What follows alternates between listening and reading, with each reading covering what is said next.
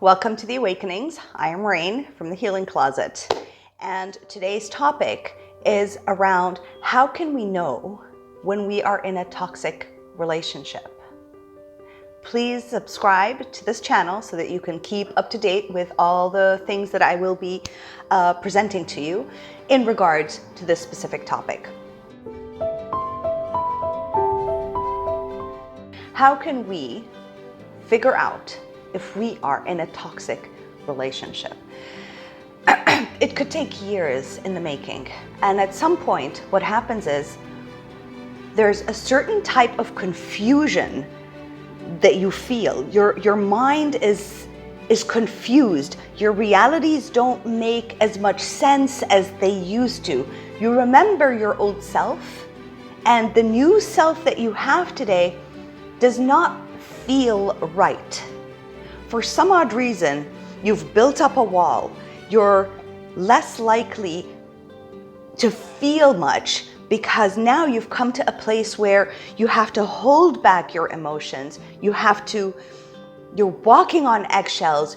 You're deciphering what this person in front of you wants and needs all the time, when your wants and needs have been pushed to the side. And you've allowed it to happen. You've allowed your needs and wants to be pushed to the side because as you've tried throughout the relationship to express yourself, to express your likes, to express your dislikes, just speak your truth, what has happened is that you've been completely ignored. If anything, it's been looked down upon. Maybe the person has told you, yes, of course, and done the total opposite. Maybe the person belittled it a little bit. In any format, you feel that you cannot share yourself and your beliefs and your values and your thoughts and your opinions with the person you are with. And on the rare occasion that you ever do share that, it is never put into consideration. So the second thing that you end up feeling is that you're not good at communicating.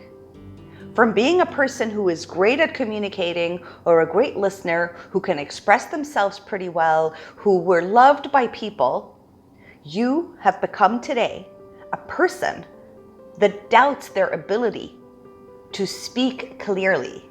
Because what happens in a toxic relationship is your partner, or you assume your partner, does not understand what you are saying. Therefore, you put in so much effort to clarify to this person what you're trying to tell them. Now, the thing is, that other person, your partner, isn't not understanding you. They're choosing to ignore you. And because we don't understand what that means to ignore someone's needs, wants, and desires, not even to put them into consideration, we don't understand that because we don't have the mind of a toxic personality disorder.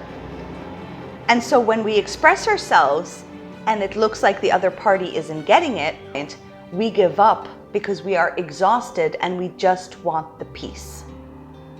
The third point of how to know if you're in a toxic relationship.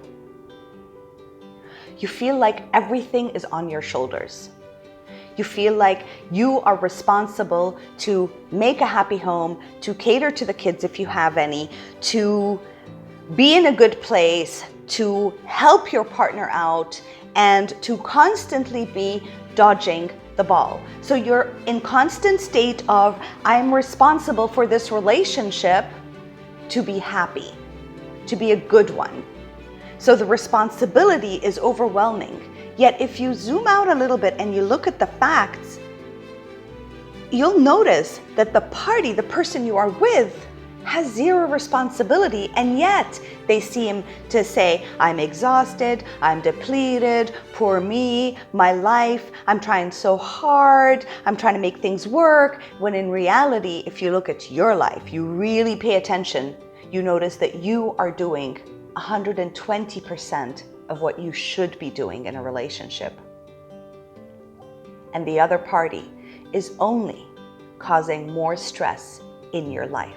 The fourth one is, it's walking on eggshells. And that feeling, this is how I'll describe it. It feels like whenever you're back home or whenever you're in the presence of this person, it feels like this. Look at, it feels like that.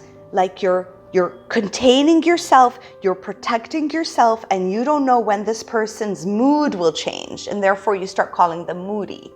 But you don't know when they'll be happy with what you're saying, and when the next second the shift will happen where they really dislike what you're saying, or when they're going to attack you, or when they're going to be pleasant, and when you have no idea. There is no pattern, there's no consistency, and you're constantly in a state of stress. Now, being in a state of stress causes you to be constantly in the state of fight, flight, or freeze, right?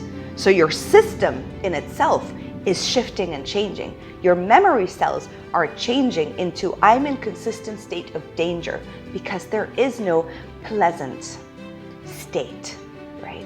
So that is walking on eggshells. And I want you to start noticing, how does your body react when you're in the presence of your partner?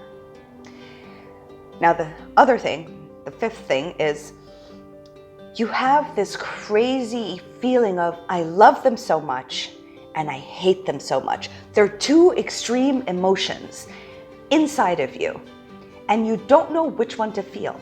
Because once they smile at your face, or they look like they understand, or they're trying to be nice, you think, ah, finally, I can see love. And yet, it doesn't take long. Sometimes it takes a few hours, sometimes a few minutes, sometimes a week, sometimes if you were really ready to leave the relationship, they can shift for 3 weeks to a month and show you something else about themselves. And yet, when that bad side of them comes out, when the demeaning, the connotation, the feeling that you're not good enough, no matter what you do, no matter how much of yourself you sacrifice, you end up hating them so much for making you feel that way. And sadly, you end up hating yourself because you really believe that somehow it's your fault that they can never be happy. Okay, so I just wanted to give a clear indication of how you feel to decipher if you're in a toxic relationship or not. So these are very important for you to pay attention to, because it's time for you to pay attention to yourself and observe the situation, rather than constantly having your energy in that other person, trying to figure out what will make them happy, what will make them respect me, what else can I do, sacrifice, give up, and become for this person to become the person I fell in love with at the very beginning. I hope this was helpful. This is just the tip of the iceberg. Many other videos are coming to explain a lot more, and it will always and most of the time be from your perspective as the person in this toxic relationship, so that you can go back into focusing on yourself and understanding what the hell is going on. I hope this was helpful. I look forward for your comments. Please share with me if any of these tips I offered you resonate with you. Because the more information I receive, the more help I can offer, and the more comments you leave for people out there, because people read comments and they feel alone. We all end up feeling alone in these toxic relationships, and sometimes really need somebody to understand us. So leave your comments below, share your experiences, tell me which ones have you felt, or did you feel all of them, and how did that look like for you? Take care, and I'll see you on the next Awakening with Rain. Bye.